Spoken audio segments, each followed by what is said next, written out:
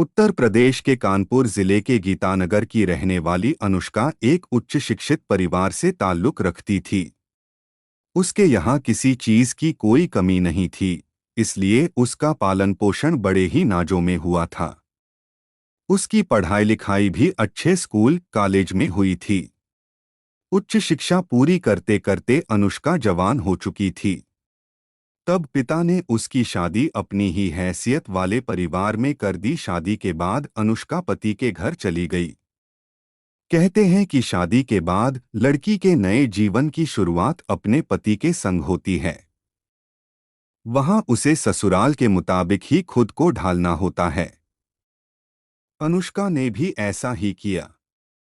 अपने गृहस्थ जीवन से वह खुश थी। इसी बीच वह एक बेटी की मां बनी। बेटी के जन्म के बाद उसकी खुशी और बढ़ गई। लेकिन उसकी यह खुशी ज्यादा दिनों तक कायम नहीं रह सकी। पति से उसके मतभेद हो गए। हालत यह हो गए कि उसका ससुराल में रहना दूभर हो गया तो वह मायके आ गई। हर माँ बाप चाहते हैं कि उनकी बेटी ससुराल में हंसी खुशी के साथ रहे। अनुष्का गुस्से में जब मायके आई तो माँ बाप ने उसे व दामाद को समझाया। समझा बुझाकर उन्होंने बेटी को ससुराल भेज दिया। उन्होंने अनुष्का को ससुराल भेजा तो इसलिए था कि गिले शिकवे दूर होने के बाद उसकी गृहस्थी की गाड़ी सही ढंग से चलेगी, लेकिन ऐसा हुआ नहीं। कुछ दिनों बाद ही पति के साथ उसका तलाक हो गया। यह करीब 20 साल पहले की बात है। पति से तलाक होने के बाद अनुष्का बेटी के साथ मायके में ही रहने लगी। अनुष्का पढ़ी लिखी थी, इसलिए अब अपने पैरों पर खड़े होने की ठान ली। उसने तय कर लिया कि वह आत्मनिर्भर बनकर बेटी को ऊंची तालीम दिलाएगी। इधर-उधर से पैसों की व्यवस्था करके उसने रेडीमेड गारमेंट का बिजनेस शुरू कर दिया। कुछ सालों की मेहनत के बाद उसका बिजनेस जम गया और उसे अच्छी कमाई होने लगी। अनुष्का अपनी बेटी की पढ़ाई की तरफ पूरा ध्यान दे रही थी। वह चाहती थी कि बेटी को पढ़ा लिखाकर इस लायक बनाए कि उसका भविष्य उज्ज्वल बन सके। उसकी बेटी इस समय मुंबई के एक नामी इंस्टीट्यूट से एमबीए कर रही है। अनुष्का भी अब 47 साल की हो चुकी थी। अपनी जिंदगी अपने हिसाब से जीने के लिए उसे कभी-कभी जीवनसाथी की जरूरत महसूस होने लगी थी। इसके लिए उसने वैवाहिक विज्ञापनों की वेबसाइट जीवनसाथी.com पर नवंबर 2013 में अपना रजिस्ट्रेशन भी करा दिया था। वैवाहिक विज्ञापनों की इसी साइट पर राजीव यादव नाम के एक आदमी ने भी रजिस्ट्रेशन करा रखा था। 58 वर्षीय राजीव यादव ने अपनी पर्सनल डिटेल में खुद को आईपीएस बताया था। वह भी अपने लिए जीवन संगिनी तलाश कर रहा था। राजीव रोजाना जीवनसाथी.com साइट पर अपनी पसंद की महिला की तलाश करने लगा। साइट सर्च के दौरान उसकी नज़र अनुष्का की प्रोफाइल पर ठहर गई। उसने जल्दी ही अनुष्का को ईमेल भेजकर बात करने की इच्छा जाहिर की। अनुष्का ने उसे अपना मोबाइल नंबर दे दिया। तब राजीव यादव ने उससे खुद को आईपीएस अफसर बताते हुए कहा कि उसकी पोस्टिंग भारत के नॉर्थ ईस्ट इलाके मिजोरम में डीआईजी के पद पर है और वह वहां अकेला रहता है। राजीव ने जब अपने बारे में बताया तो अनुष्का को लगा कि उसकी बाकी जिंदगी राजीव के साथ ठीक से कट जाएगी। कुल मिलाकर राजीव उसे अच्छा लगा। सोच विचार कर अनुष्का ने भी राजीव को अपना परिचय दे दिया और कहा कि पहले पति से उसकी एक बेटी है जो मुंबई में एमबीए की पढ़ाई कर रही है। राजीव ने उसकी बेटी को भी अपनाने की हामी भर ली। इसके बाद दोनों के बीच फोन पर बातचीत का सिलसिला शुरू हो गया। इसी दौरान राजीव ने बताया कि जब वह छोटा था कि उसके माँ बाप की मौत हो गई थी। एक छोटा भाई था जो भारतीय सेना में ब्रिगेडियर था। उसकी पोस्टिंग जम्मू कश्मीर में थी, लेकिन वहां हुए एक बम विस्फोट में उसकी मौत हो चुकी है। कुछ दिनों की बातचीत के बाद राजीव और अनुष्का ने शादी की बात फाइनल कर ली। उन्होंने तय कर लिया कि वे 13 दिसंबर 2013 को शादी कर लेंगे। राजीव यादव ने कहा कि वह मिजोरम से 13 दिसंबर को कानपुर पहुंच जाएगा और परिवार के नजदीकी लोगों के बीच एक सादे समारोह में उसी दिन शादी करके वापस लौट आएगा। अनुष्का की यह दूसरी शादी थी, इसलिए वह भी शादी के समय कोई बड़ा दिखावा और तामझाम नहीं चाहती थी। इसलिए उसे राजीव का प्रस्ताव पसंद आ गया। शादी करने से 3 दिन पहले 10 दिसंबर को राजीव ने अनुष्का से फोन पर बात की। बातचीत के दौरान उसने बताया कि उसका पर्स कहीं गिर गया है। उसमें एटीएम कार्ड व अन्य कार्ड थे। अनुष्का ने राजीव की इस बात को सीरियसली नहीं लिया, क्योंकि आए दिन तमाम लोगों के एटीएम कार्ड, ड्राइविंग लाइसेंस आदि महत्वपूर्ण सामान चोरी होते रहते हैं या कहीं खो जाते हैं। इसलिए उसने राजीव से यह कहा कि जो एटीएम कार्ड पर्स में थे उन्हें लॉक जरूर करा दें ताकि कोई उनका दुरुपयोग न कर सके। अनुष्का ने अपने होने वाले पति को यह सुझाव दे तो दिया, लेकिन उसे यह पता नहीं था कि राजीव यह छोटी सी सूचना देकर उसे ऐसे जाल में फांसने जा रहा है जहां से निकलना उसके लिए आसान नहीं होगा।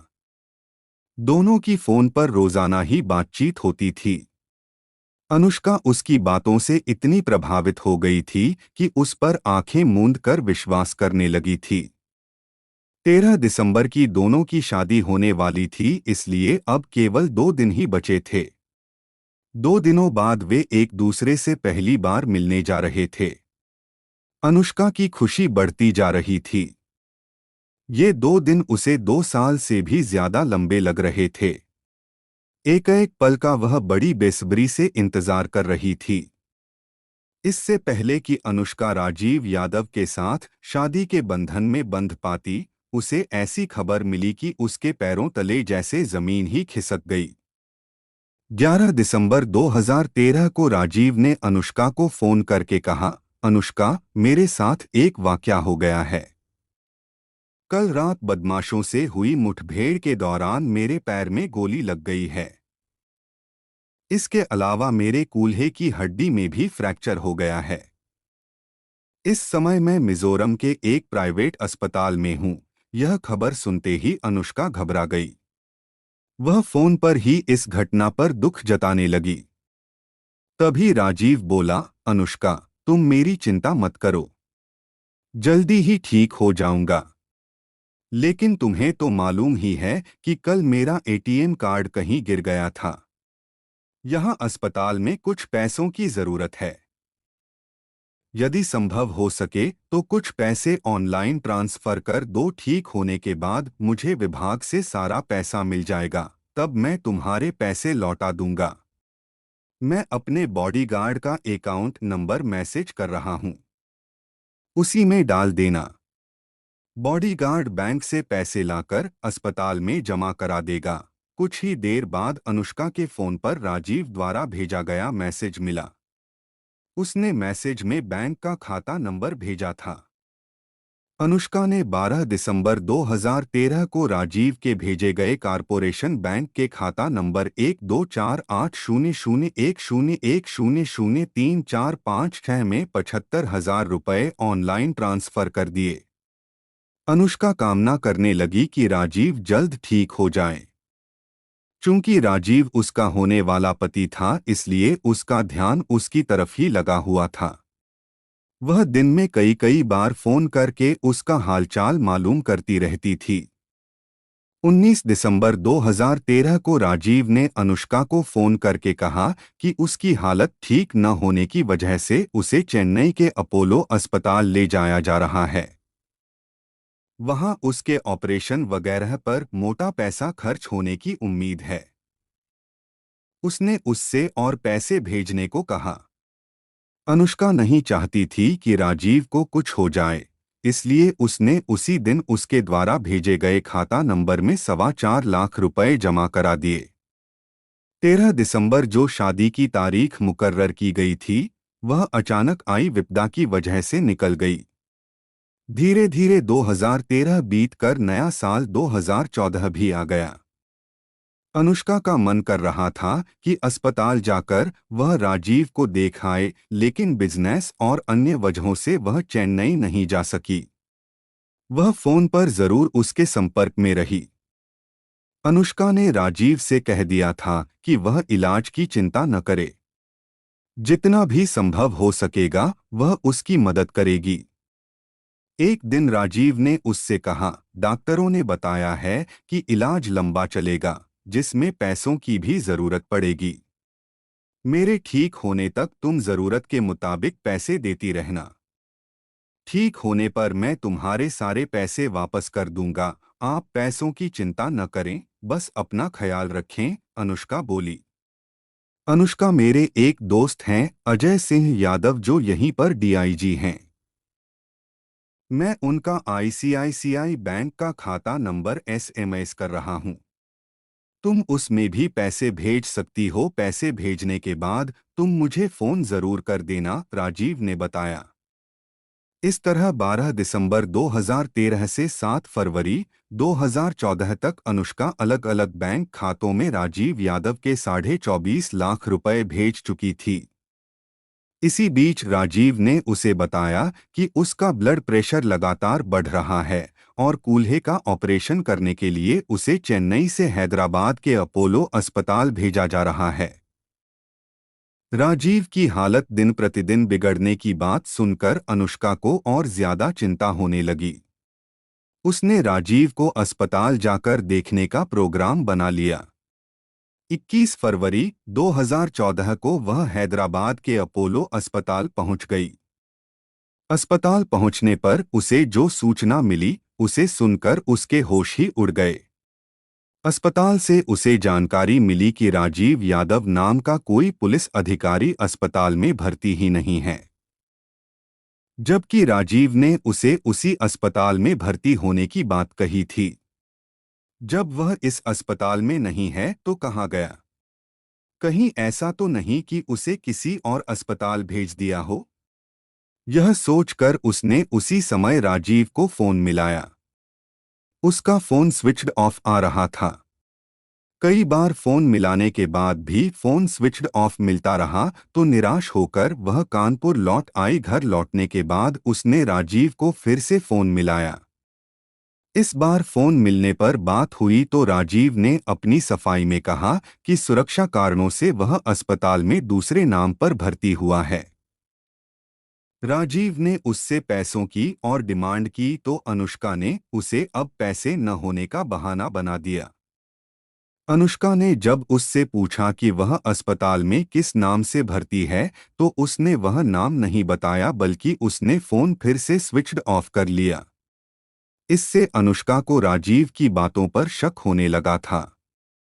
उसने राजीव को ICICI, oriental bank of commerce और कारपोरेशन बैंक के जिन खातों में पैसे भेजे थे, वह अपने स्तर से यह पता लगाने में जुट गई कि यह खाते किन नामों पर हैं।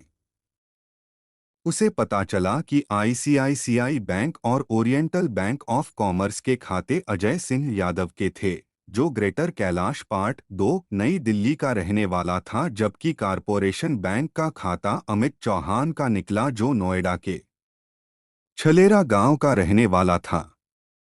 जिस वोडाफोन मोबाइल नंबर से राजीव यादव बात करता था वह भी अमित चौहान के नाम पर लिया गया था। इसी बीच 26 फरवरी 2014 को अनुष्का को राजीव यादव ने फोन करके बताया कि वह अस्पताल से डिस्चार्ज हो रहा है। डिस्चार्ज होने के कुछ दिनों बाद उसे आईएएस एकेडमी मसूरी भेजा जाएगा। वह वहां कुछ दिनों इंस्ट्रक्टर के रूप में काम करेगा। राजीव ने अस्पताल का बिल चुकाने के लिए अनुष्का से कुछ पैसे और भेजने को कहा। चूंकि अनुष्का को राजीव पर शक हो गया था, इसलिए उसने उसकी बात को फोन में रिकॉर्ड करना शुरू कर दिया था। अपनी मजबूरी बताते हुए उसने उसे और पैसे देने में असमर्थता जता दी और पैसे न मिलने की बात सुनकर राजीव यादव ने फोन फिर से स्विच्ड ऑफ कर लिया। इसके बाद वह फोन ऑन नहीं हुआ। शादी के जाल में फंसकर अनुष्का राजीव को 24.5 लाख रुपए दे चुकी थी और पैसे न मिलने की बात पर जिस तरह राजीव यादव ने अपना फोन स्विच्ड ऑफ कर लिया था, उससे अनुष्का को लगा कि उसके साथ कोई बड़ा फ्रॉड हुआ है। अपने स्तर से जानकारी पाने के लिए वह दिल्ली के ग्रेटर कैलाश पार्ट 2 में उस पते पर गई जहां वह रहता था, जिसके खातों में उसने मोटी रकम ट्रांसफर की थी। राजीव ने अजय यादव को मिजोरम का डीआईजी बताया, लेकिन पड़ोसियों से बात करने पर पता चला कि वहां कोई पुलिस अधिकारी नहीं रहता। अनुष्का का शक गहरा गया। वह दिल्ली पुलिस क्राइम ब्रांच के अतिरिक्त पुलिस आयुक्त रविंद्र यादव से मिली और उन्हें अपने साथ घटी पूरी कहानी बता दी। रविंद्र यादव को यह मामला काफी गंभीर लगा। उन्होंने अनुष्का को क्राइम ब्रांच के पुलिस उपायुक्त भीष्म सिंह के पास भेज दिया, साथ ही डीसीपी को निर्देश दिए कि वह जल्द से जल्द जरूरी कार्रवाई करें। डीसीपी ने अनुष्का की शिकायत पर थाना क्राइम ब्रांच में 7 मार्च 2014 को राजीव यादव, अजय यादव, अमित चौहान आदि के खिलाफ धोखाधड़ी करने की रिपोर्ट दर्ज करा दी। साथ ही उन्होंने एसीपी होशियार सिंह के नेतृत्व में एक पुलिस टीम बनाई, जिसमें तेजतर्रार सब इंस्पेक्टर विनय त्यागी, अतुल त्यागी, हेड कांस्टेबल संजीव कुमार, जुगनू त्यागी, नरेश पाल, राजकुमार, उपेंद्र, कांस्टेबल राजीव सहरावत, विपिन, संदीप आदि को शामिल किया गया। जिस फोन नंबर से राजीव अनुष्का से बात करता था, वह उसने बंद कर रखा था। पुलिस टीम ने उस नंबर की कॉल डिटेल्स निकलवाई और उस कॉल डिटेल्स का अध्ययन करके यह जानने में जुट गई कि राजीव यादव की ज्यादातर किन फोन नंबरों पर बातें होती थीं। इसके अलावा जिन बैंक खातों में अनुष्का ने 24.5 लाख रुपए जमा कराए थे, उनकी भी जांच पड़ताल शुरू कर दी। इस जांच से पुलिस को यह जानकारी मिल गई कि राजीव यादव का असली नाम अजय यादव है और जिस अमित चौहान को उसने अपना बॉडीगार्ड बताया था, वह उसका ड्राइवर है। खुफिया तरीके से जांच करने पर पता चला कि अमित चौहान नोएडा के छलेरा गांव का रहने वाला है और अजय यादव दिल्ली के ग्रेटर कैलाश पार्ट 2 का। ये दोनों ही अपने घरों से फरार थे। उनकी तलाश के लिए मुखबिर भी लगा दिए। इसी बीच 21 मार्च 2014 को पुलिस टीम को सूचना मिली कि अजय यादव आज अपनी Honda city car DL 4CH 9066 से गुड़गांव वायानगर जाएगा। यह खबर मिलते ही पुलिस टीम बॉर्डर पर पहुंच गई और उधर से गुजरने वाली कारों पर नजर रखने लगी। उसी दौरान पुलिस को उक्त नंबर की होंडा सिटी कार आती दिखी तो उसने उसे रोक लिया। उस समय कार में ड्राइवर के अलावा अधेड़ उम्र का एक आदमी बैठा हुआ था। कार रुकते ही ड्राइवर बोला, आपको पता नहीं गाड़ी किसकी है? नहीं, बताओ तभी तो पता चलेगा, एक पुलिसकर्मी बोला। ये गाड़ी डीआईजी साहब की है जो गाड़ी में ही बैठे हुए हैं, ड्राइवर ने बताया। इससे पहले कि पुलिस कुछ कहती, कार में बैठे शख्स ने ड्राइवर से बात कर रहे पुलिसकर्मी को इशारे से अपने पास बुलाया। पास में खड़े एसआई विनय त्यागी कार में बैठे उस शख्स के पास पहुंचे तो उस शख्स ने खुद को डीआईजी इंटेलिजेंस ब्यूरो बताया। एसआई विनय त्यागी को यह जानकारी मिल ही चुकी थी कि अजय यादव बहुत ही शातिर किस्म का है, इसलिए उन्होंने उससे आइडेंटिटी कार्ड मांगा तो वह आईडी कार्ड तो क्या ऐसी कोई चीज नहीं दिखा सका जिससे साबित हो सके कि वह पुलिस में है। लिहाजा वह उन दोनों को क्राइम ब्रांच ऑफिस ले आए। ऑफिस में जब उन दोनों से सख्ती से पूछताछ की गई तो उन्होंने अपने नाम अजय यादव उर्फ राजीव यादव व अमित चौहान बताए। इनके खिलाफ ही अनुष्का ने रिपोर्ट दर्ज कराई थी। पूछताछ में पता चला कि अजय यादव बहुत अच्छे परिवार से हैं। उसके पिता आईएएस ऑफिसर थे। प्रतिष्ठित परिवार का अजय यादव एक ठग कैसे बना, इस बारे में जब उससे पूछताछ की गई तो उसके शातिर ठग बनने की एक दिलचस्प कहानी सामने आई। अजय सिंह यादव के पिता जय नारायण सिंह आईएएस अधिकारी थे। वह सन 1979 में दिल्ली में एमसीडी के कमिश्नर रह चुके थे। अजय सिंह ने दिल्ली के किरोड़ीमल कॉलेज से 1976 में ग्रेजुएशन पूरा किया। पिता चाहते थे कि वह भी भारतीय प्रशासनिक सेवा की तैयारी करे। इसके लिए दिनरात एक करना होता है। यह सब करने के लिए अजय तैयार नहीं था। तब जयनारायण सिंह ने अपने प्रभाव से अजय की नौकरी फल एवं सब्जी मंडी आजादपुर में प्रवर्तन अधिकारी के पद पर लगवा दी। चूंकि अजय की शुरू से ही खुले हाथों से पैसे खर्च करने की आदत थी, इसलिए नौकरी से उसे जो पैसे मिलते थे वह उसकी आंख तले नहीं आते थे। इसके अलावा उसकी नौकरी बड़ी आसानी से लगी थी, इसलिए उस नौकरी पर उसका मन नहीं लगा। 5 से 6 साल बाद ही उसने वह नौकरी छोड़ दी। उसका मानना था बिजनेस में मोटी कमाई होती है, इसलिए अब वह किसी बिजनेस में हाथ आजमाना चाहता था। उसे चूंकि बिजनेस का कोई अनुभव नहीं था, इसलिए पिता ने उसे बिजनेस करने को मना किया, लेकिन वह नहीं माना। उसने एक नामी ब्रांड के रिफाइंड तेल की डिस्ट्रीब्यूशनशिप ले ली। राजस्थान में उसने अपना कारोबार शुरू कर दिया, लेकिन घाटा होने की वजह से उसने इस कारोबार को बंद कर दिया। अजय यादव तेजतर्रार और पढ़ा लिखा युवक था। पिता के प्रभाव की वजह से उसके कुछ राजनीतिज्ञों से भी अच्छे संबंध हो गए थे। रिफाइंड तेल का बिजनेस बंद करने के बाद वह केंद्र सरकार के तत्कालीन कृषि मंत्री का पीए बन गया। वहां उसकी मुलाकात तमाम अधिकारियों से होती रहती थी। वहां रहकर वह पुलिस और प्रशासनिक अधिकारियों की बात और काम करने की शैली सीख गया था। अजय यादव अविवाहित था। प्रशासनिक अधिकारी का बेटा होने की वजह से उसके लिए अच्छे परिवारों से रिश्ते आने लगे। सन 1981 में राजस्थान सरकार के तत्कालीन गृहमंत्री की बेटी से उसकी शादी हो गई। कॉलेज के दिनों से ही वह खर्चीली लाइफस्टाइल जीने का शौकीन था। यही आदत उसकी अब भी बनी हुई थी।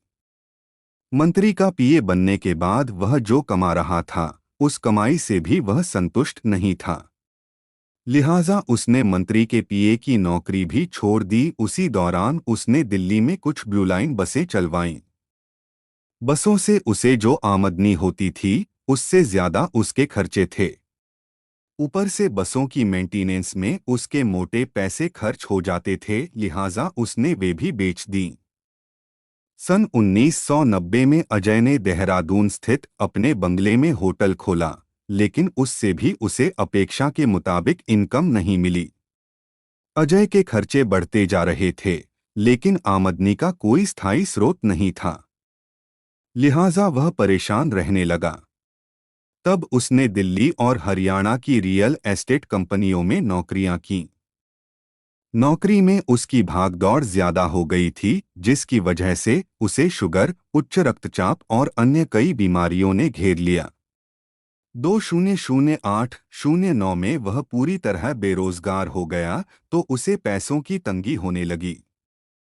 अजय परेशान था कि ऐसा क्या काम करे कि उसे मोटी कमाई हो। तभी उसके दिमाग में उच्च परिवार की तलाकशुदा ऐसी महिलाओं को ठगने का आइडिया आया जो फिर से शादी करना चाहती हों। इसके लिए उसने जीवनसाथी.com वेबसाइट पर रजिस्ट्रेशन कराकर अपनी आकर्षक प्रोफाइल बनाई। प्रोफाइल में उसने अपना नाम बदलकर राजीव यादव लिखा और अपनी जगह किसी दूसरे का फोटो लगा दिया। नोएडा के छलेरा गांव के रहने वाले युवक अमित चौहान को उसने मोटी तनख्वाह पर नौकरी पर रख लिया था। प्रभाव जमाने के लिए अजय ने खुद को आईपीएस अफसर और मिजोरम में डीआईजी के पद पर तैनात बताया। इस आकर्षक प्रोफाइल को देखकर ही अनुष्का उसके जाल में फंसी थी, जिससे उसने 24.5 लाख रुपए ठग लिए थे। पुलिस ने जालसाज अजय यादव उर्फ राजीव यादव और अमित चौहान को गिरफ्तार कर न्यायालय में पेश कर जेल तो भेज दिया, लेकिन इसके बाद भी अनुष्का की मुश्किलें कम नहीं हुई हैं। अब अदालत की कार्रवाई में उसे कोर्ट के चक्कर लगाने पड़ रहे हैं।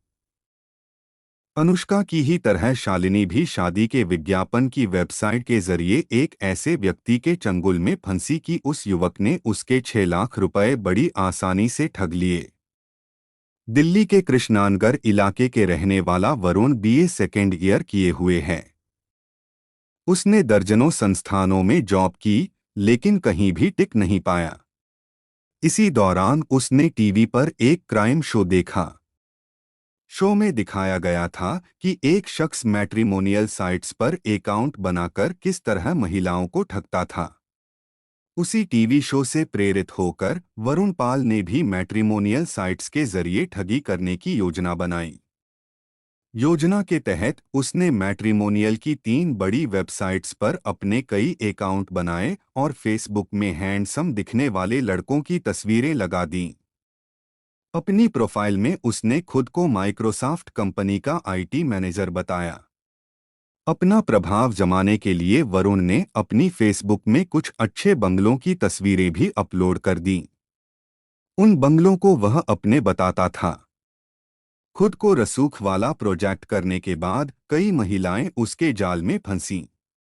महिलाओं को अपने जाल में फांसने के बाद वह उनसे मुलाकात करता और किसी तरह उनके न्यूड फोटोग्राफ हासिल कर लेता था। इसके बाद वरुण का ठगी का खेल शुरू हो जाता था। वह बिजनेस में मोटा घाटा होने की बात कहकर उनसे मोटी रकम ऐंठता।